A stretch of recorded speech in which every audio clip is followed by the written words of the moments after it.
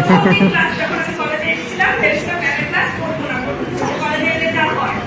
পরে আমার এক বন্ধু বলে যে তুই যদি ক্লাস না করিস তাহলে তুই বাইরে দাঁড়িয়ে থাক, আমরা বসে বসে না কোথাও জয়েন করতে পারবো। বাধ্য হয়ে বন্ধু নেই কেউ, বাধ্য হয়ে করতেই হবে ক্লাস। আমি হচ্ছে সেমিস্টার ক্লাসে প্রথম স্টুডেন্ট আমরা ম্যামের ক্লাসে আমরা ঢুকি ক্লাস করতে। ম্যাম পড়া করে, প্রথম দিন আমাদের পড়া ধরে ক্লাস করিয়ে পড়া হয়েছে, পড়া ধরবে পরের দিনটা ম্যামের ক্লাসে আসবো, পড়া বলতে হবে। তো প্রথম কলেজে এসেছি, পড়া বলতে পারলাম এইচএস দিলাম, এত যাচ্ছিল।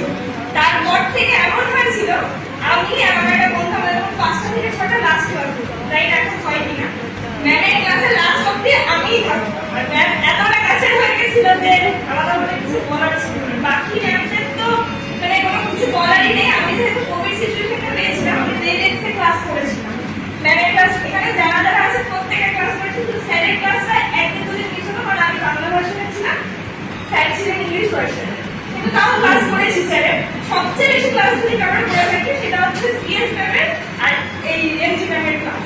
আর ম্যামের সাথে আমার একটা আলাদা সম্পর্ক ছিল, যে সম্পর্কটা হচ্ছে মানে ম্যাম থেকে সবকিছু শেয়ার করি। এমন সিচুয়েশন গেছে, আমার সিচুয়েশনটা খুবই খারাপ, কারণ আমি কোভিডের টাইমে ফিনান্সিয়াল কন্ডিশনটা খারাপ থাকার কারণে আমি মানে আমাদের যে প্রাইভেট টিউশন করতে পারি।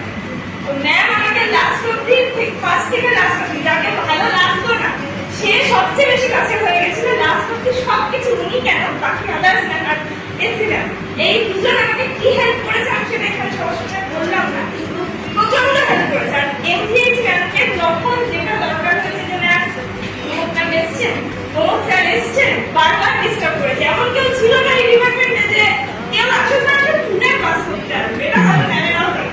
তো সেক্ষেত্রে ম্যামকে নিয়ে আলাদাভাবে কিছু বলার নেই, সব ম্যামরাই প্রচন্ড হেল্পফুল। তাই না আমাদের তোমরা হয়তো অনার্সের স্টুডেন্ট, কেউ পাশের হয়তো আছে, আমি ছিলাম আমি এখানে পাশের স্টুডেন্টের সংখ্যাটা হয়তো খুব বেশি একটা পরিমাণে থাকে আমার যতটুকু ধারণা। সেখান থেকে ম্যামেরা আশা করি এখনো মনে রেখেছে, এখনো সবার সাথেই মোটামুটি কন্ট্যাক্ট আছে।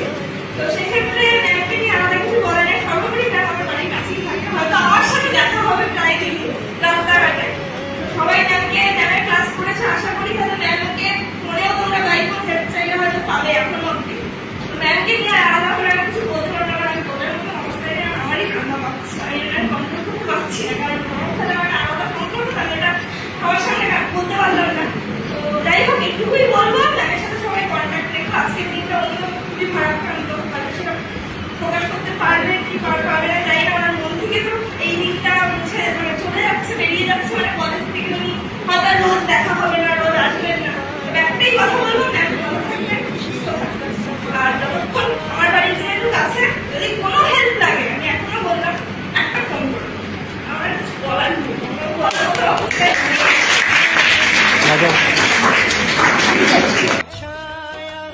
संजय मुकेश ने भभूतमल जी का सपना सच है बनाया, गुरु है शीतल चंदा teacher because see 2015 batch he is coming to not field it. Pooja, she was from 2018 batch, you know, and two from a general stream. We don't remember, I remember, major student, but I don't remember minor student. But minor student also, that kind of rapport.